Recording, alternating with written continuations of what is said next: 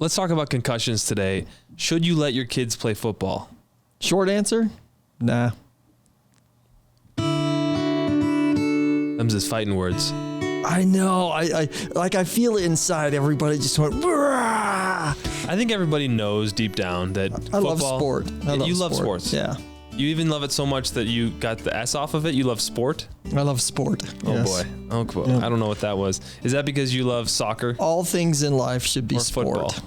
football? I played football. I enjoyed football.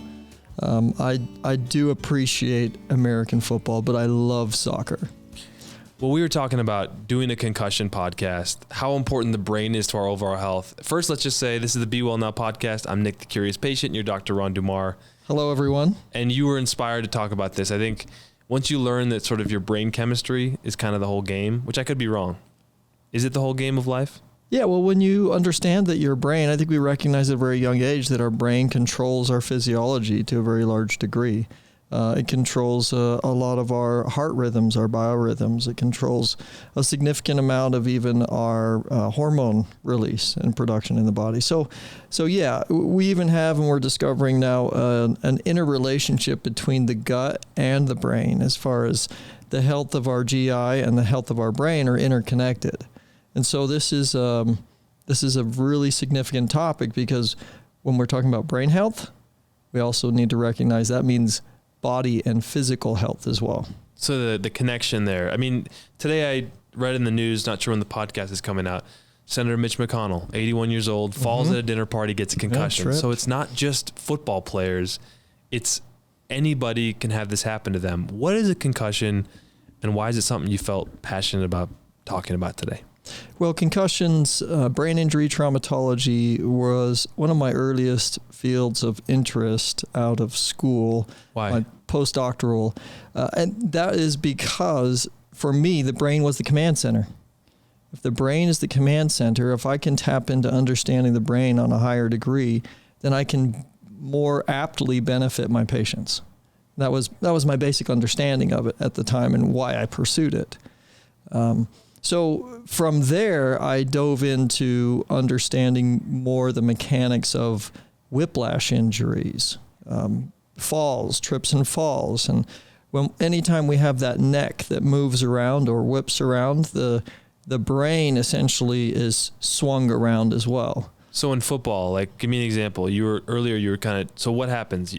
Usually a player gets hit and then their neck goes back? Yeah, so more often what we see, the injuries that get sustained as far as that relate to a concussion or a concussive blow are not necessarily like the direct impact to the head. It's oftentimes the sustained injury that results in the whipping or moving around of the neck that whips that head around. And if you imagine, let's say at the amusement park, and you have a big ride that goes up like this, and you have the largest amount of motion happens at the ride itself where the people are sitting, right? Well, you can actually position yourself at different parts in that ride to get maximal or minimal amount of that stress, right? But also the closer you go to the fulcrum or that pivot point that's eliciting or where it's rotating around, the less impact you have. Does that make sense? To your head. So essentially that fulcrum is that I'm talking about up here, the ride being down here like this. The fulcrum's up here. This doesn't really have a lot of impact to it necessarily, but this is being whipped around at a very high rate. So now think of a merry-go-round. If you're on a merry-go-round and you're sitting right in the middle, what effect do you have? Not a lot. But the farther you go out from the center, that centripetal force, it pushes you out. So give me the example then with the force in the brain in football. Yeah, so in football, it's usually what will happen is they're standing or they're moving around and then they just get a blindsided hit. That's typically where it comes from. So they don't have the muscles stabilized or strengthened to support the neck. So the head whips around and the brain basically slams against the side of the skull. And so because of that force, and then it whips back, and then it does what we call a coup or a concussive force. And then the contra coup goes the other direction as well. So then you get the brain basically bruising or spraining on one side, and then it can possibly or potentially sprain or bruise on the other side. So it's not technically a sprain, but I like to relate it to a sprain because just like when you injure or damage your ankle or your knee and you can see it swell up, well, your brain swells too. So calling it sometimes for my patients, you sprained your brain, helps them to understand they've damaged or injured themselves. So what is the repercussion then from a concussion? What's happening after the impact and the swelling? So there are certain portions of the brain that when they get injured or damaged, just like a muscle, when you injure or damage a muscle, it can hurt. It's achy, and you even want to move away from or adapt your gait so you don't have to use that. Some people will limp, right? Or they'll use what we call an antalgic gait. So they'll basically adapt their movement away from that. Well, your brain does the same thing. You injure that part of your brain. Now you've adapted other parts of your brain. You're trying to use them to compensate for this area that's injured.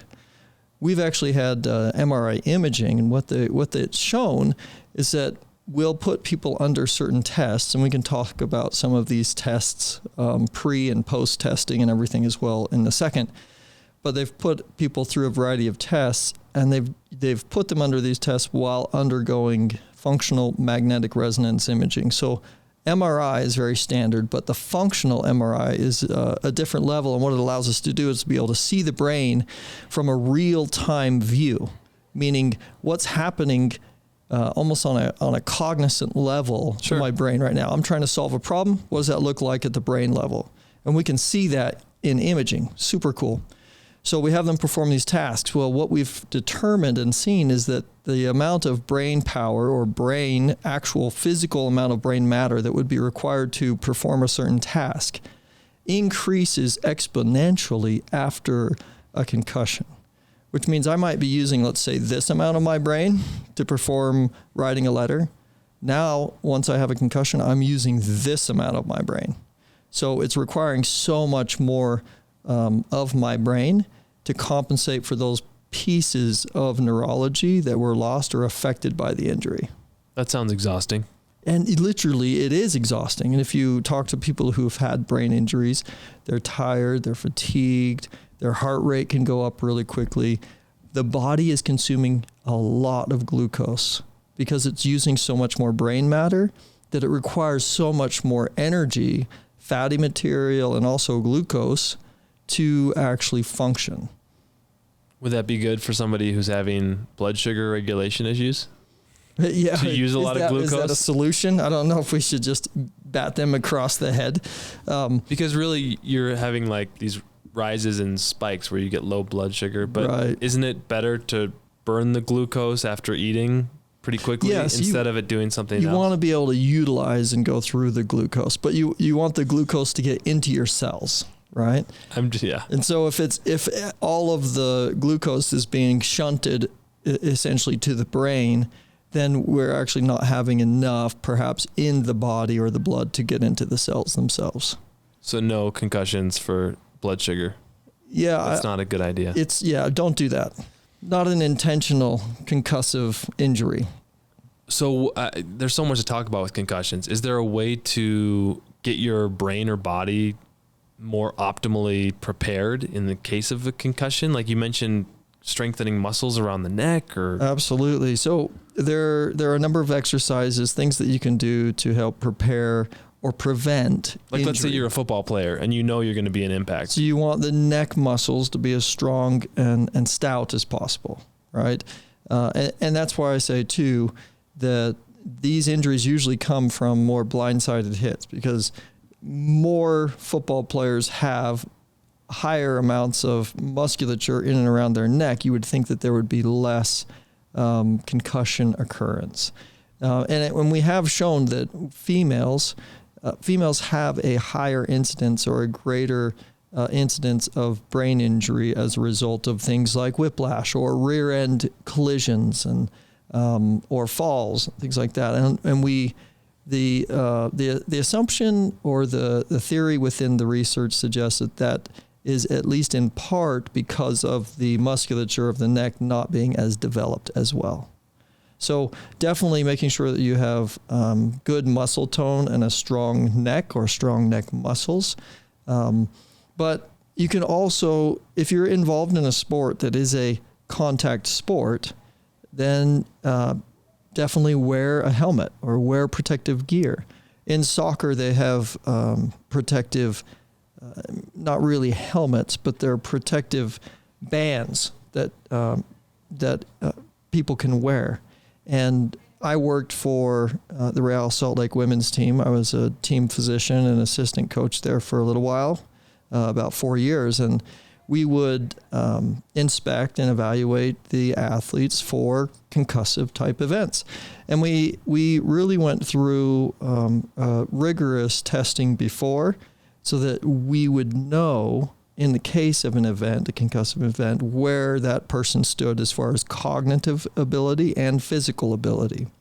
And athletes can trick you. Athletes can trick you because they're so physically capable. And so I have a few tests that I really like to use with my patients who have sustained injuries, and that is to help differentiate between, or I should say, it's to help determine whether or not they're just using their environment and their athletic ability to cover up the fact that they're actually unbalanced. Okay. And it's actually a really simple and easy test to perform. So there are a few tests. One test that I do, and this is post-concussion. Okay. Post-concussion, one of the tests that I do is I like simply marching in place. So I'll have patients march in place, just walk. And I watch them as they march in place. Then after about 20, 30 seconds of marching in place, I say, okay, now I'm going to have you close your eyes and continue marching in place. And you essentially have a circle, or you pay attention to exactly the spot they're at. And people who have had a concussive event will have some sort of feeling of dizziness or instability. There's a dizziness event, essentially. Sometimes I've even had patients that what they'll do is they're marching in place and they'll start moving from that spot. And I've had patients turn and rotate and move, and then they end up in a completely different spot. And you say, okay, now open your eyes, and they're across the room and they can't believe it. So where do they get concussions from? Where did they get concussions from? Yeah. So yeah, typically it's from an elbow, like it can in soccer. In soccer, it often will come from an elbow. Someone goes up for a header and they elbow the person next to them. So we've been working with training athletes to keep their elbows down when they go up for that, and at least be aware of athletes and other players around you, because that's a pretty significant and serious foul now if they have their elbows up and they're going for that header. There are techniques that you can teach athletes to reduce the incidence of those concussions as well. But the concussion itself either comes from, like I had an athlete not too long ago come in. She was a soccer player, a goalkeeper, and she'd had 2 prior concussions. It was not from heading the ball. Well, she's a goalkeeper, right? And her concussions came from collisions with other players, and then the other one came from collision with the post. Ooh. Okay. So these injuries tend to result in a significant amount of centripetal force, or whipping around of the neck. And I like to say a rule of thumb is if you have injury or damage to your neck, you have injury or damage to your brain. Or if you have injury or damage to your brain, the likelihood is you have injury or damage to your neck. Both of them need to be evaluated and assessed and treated appropriately in order to address the injuries sustained from the concussion. What can you do at home outside of all the things that you could offer? I'm guessing there's MRI imaging and different. I have no idea what you do, but what could someone do at home if they think they've had this happen, or if it has happened in the past? Is there a way to help heal your brain naturally? So those things that we're looking for with regards to a concussion is cognitive ability, the memory of the patient. Can they recall certain certain items. We like to do pen, banana, moon, or some 3 items, and you see if they can recall it. So do some sort of cognitive test. We're also looking for reaction time. There are, back on the cognition, there are cognitive tests like Heads Up. There's a variety of different cognitive tests out there, and schools typically now have a variety of them that kids are required to do that are athletes, especially those in contact sports. But that will give you a baseline reading before, and then they can go fill it out and test to see how it's affected potentially their cognition. Now, it doesn't always have a significant effect. Sometimes it can affect more musculoskeletally or more neurology and inflammation without having a cognitive effect. Really? So I say to patients too, sometimes your effect can not necessarily be cognitive alone. It could be that it's not cognitive almost at all. But what's showing up is I have you close your eyes, like we say athletes, they pass their cognitive test, and then we have them close their eyes and march in place or stand on one leg, and then they're failing the test. I say, okay, what's happening here is the connection between the brain and the musculature is deficient now. Well, you're an athlete, and let's say if you're a basketball player, how many times have you seen a basketball player do this really great move and the ball's going out of bounds and they see the ball, they reach for the ball, and they place their foot down without even looking, right? And then they throw it to their teammate. They're not looking down at their foot to make sure it's placed in bounds. They just glance, and then they know, and then they place their foot down. Well, in order to perform that specific task, you have to know exactly where your joints are in space. The bones have to know where they are, right? The joints themselves, and the muscles have to know how to direct those joints so that you can place that foot down specifically inside that line and then make that very incredibly athletic play. So if you have a deficiency of a musculoskeletal control or a proprioceptive control in the body, which is what that is, the ability of the joint to understand where it is in space, if you have a deficiency of that, what you let's say you may not be lined up for a secondary concussion syndrome, but you might actually be more susceptible to an injury, a physical injury, twisting your ankle, spraining, breaking, whatever, that ends your career or ends your season. Okay? So the concussions are not just physical or not just mental. It's not just brain. It's not just neurology. It has a very significant physical impact as well. Okay, so if it happens, how do you deal with it? Oh, thank you. Yes. So if it happens, the best way to deal with it is rest, right? It's to rest, to stay hydrated. The brain is largely made up of fatty material, so lots of really good quality fats, fish oils, ghee, a variety of different, olive oil, coconut oil, those things are really good for feeding the brain. Also, what you'll want to do is rest and recover, minimizing and reducing exposure to bright lights, loud noises.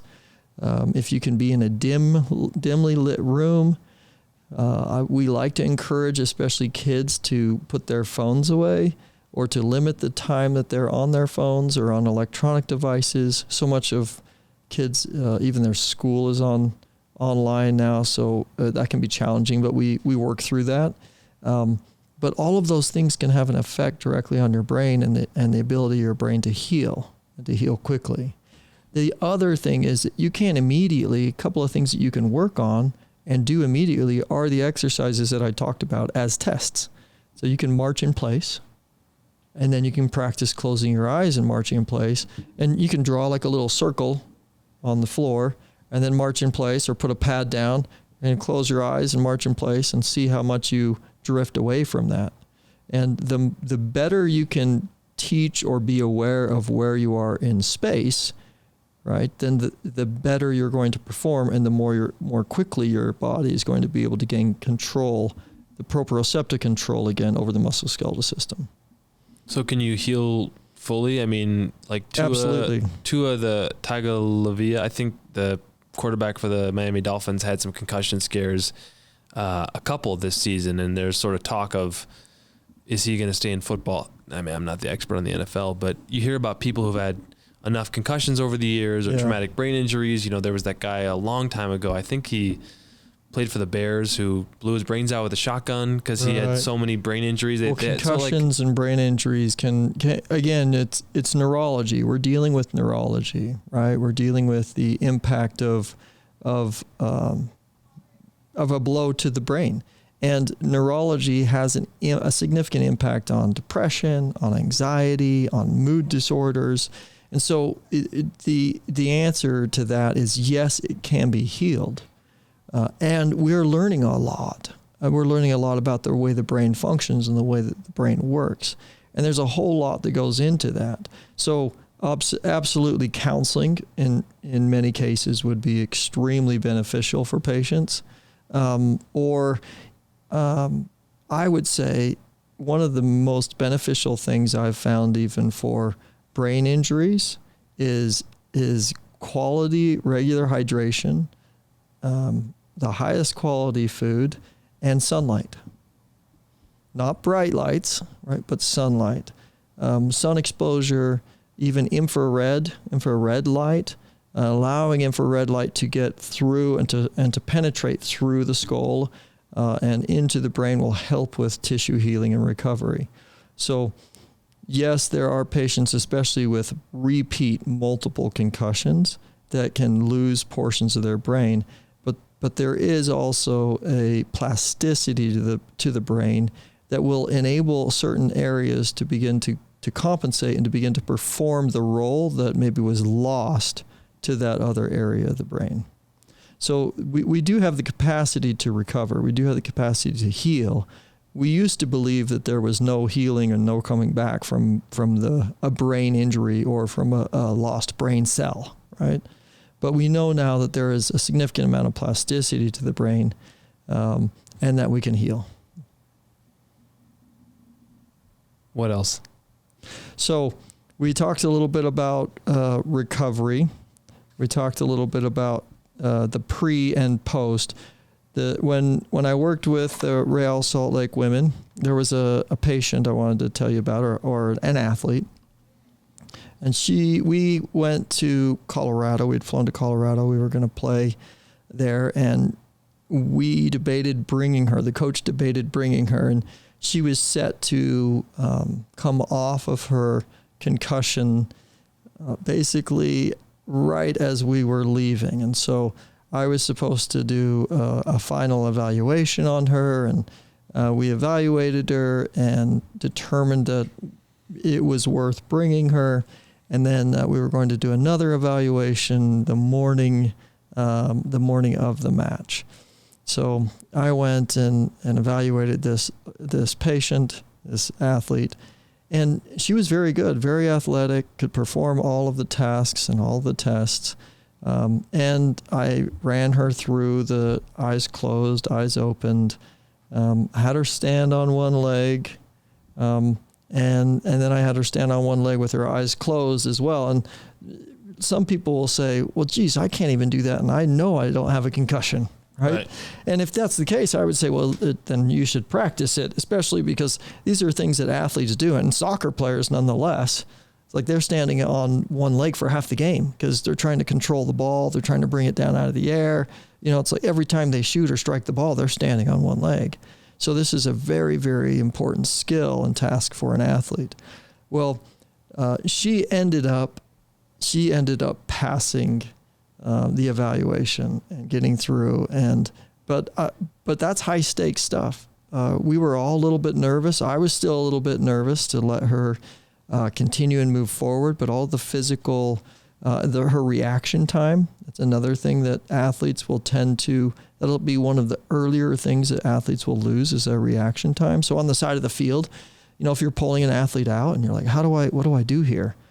Well, you know, have a ruler or something and have the bottom of the ruler be right at their fingers, and then drop it and see where they are, right? Or even if they're able to catch it.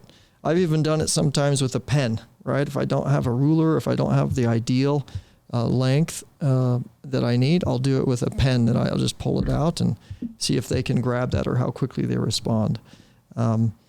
She was able to complete that and pass the evaluation, and thankfully she had a great game, and we went on to do really well that season. So I was happy about that, but I was just saying that was one instance in which I remembered that we as a coaching staff, or me as a staff and part of the coaching staff, were genuinely concerned. I don't think it's an easy decision to make, even with the tools that we have. We have these cognitive tests, and we can check a baseline, we can check them after. One thing I like to do as well to help people, all of my tests are basically exercises and things that you can also do. I tell my patients, I want you to work on these at home, because the next time we do them, I want you to be even better at them. Well, one of them, they're like kind of brain games. And so if you get on, you can do a variety of different brain games. You can find them online. But one of them that I like to do, it's a list of words, and the words happen to be colors. Okay, so it's like blue, orange, black, pink, purple. But those colors are in different colors than the word suggests. So the word purple might be in black, and the word green might be in blue, or black might be in yellow, right? And so then I'll have a patient march in place. And then you could have them, clap their hands. And so they're doing a variety of different things. This requires athletic ability, right? So athletes have to do things physically, and then they have to make very astute and intelligent cerebral decisions. And so then I'll say to them, okay, I want you to now tell me what color this is. Don't tell me what word it is. Tell me the color, and you'll point to a variety of different ones. And that can test them as well. But it helps them to generate those nerves and those axons that are going to initiate the growth and recovery that they need in order to heal. That sounds like it would be a challenge even without a concussion. Yeah, it is. Yeah. Yeah. Well, I know we wanted to keep this under 30 minutes, and I know there's more to say. So what else? There is more to say, and I think 30 minutes is a really good target for us. We're going for this goal. We're going so for the stick 30. with us for 30 minutes. We were not going to waste your time. I mean, I think it's an interesting conversation for anyone with kids. Yeah. Because you're not a bad parent if your kid plays football, obviously. Like, my cousin's kid plays football, and I went to root for him at his game here at Wasatch High. And it was super fun. Yeah. And you're just hoping he doesn't get hurt. But, like, I also root for football, So, like, I can't be a hypocrite. I can do whatever I want, I suppose. I don't want my kid playing football, but I love watching the NFL. And you see these head-to-head hits, and you just sort of wonder, man. But part of it is the gladiator thing, where you're just drawn to extremely violent competitions where you can sit there and watch, and they're being highly compensated, and you figure that justifies you just sitting there with your popcorn watching them go at each other at 50 miles an hour or whatever. But you sort of wonder what the repercussions are long term. And well, you follow some of these athletes, and you see their degenerative disorders and diseases, their spinal disorders, and the numbness and fatigue and disc herniations all over the place. And so there definitely is an impact that they experience. One of the articles that I read, they studied the actual forces, the G forces that are sustained. Now, the really neat thing is, again, the technology that we're getting into and that we're able to develop as a result of the research and information that we're studying, the things that we're coming out with. So football players are actually some of the G's that they've experienced. So just to put this into perspective for you, 10 G's is a lot, like G forces. That's a lot to sustain, 10 G's. Soccer players, they did a study, and women and men soccer players, the average G that was experienced on a header was around 10 G's. And sometimes it could get up to 19 G's. Okay. And they said in a game or a match when the force was really loaded in a high rate, they said they could actually get up to as high as about 50 G's in a soccer match. And that's when, maybe one of those really hard hit balls and the defender just hits them out. In football, They said they see regularly over 100 Gs. And they've even recorded up to 160 Gs as far as the force. But they believe, and these are without the people who sustained them getting concussions. Right? So it's like, you're not even getting a concussion. You've just sustained over 100 Gs worth of force to your head. That's a pretty significant thing, but I think that is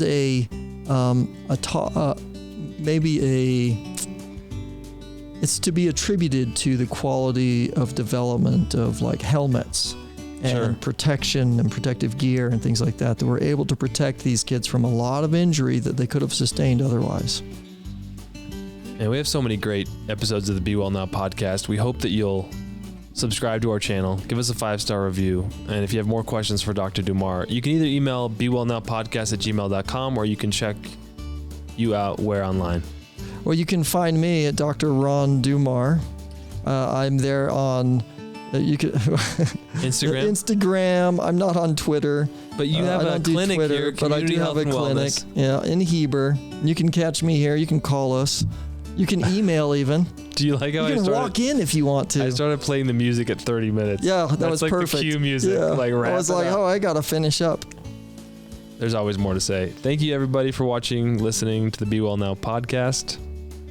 Namaste. Namaste.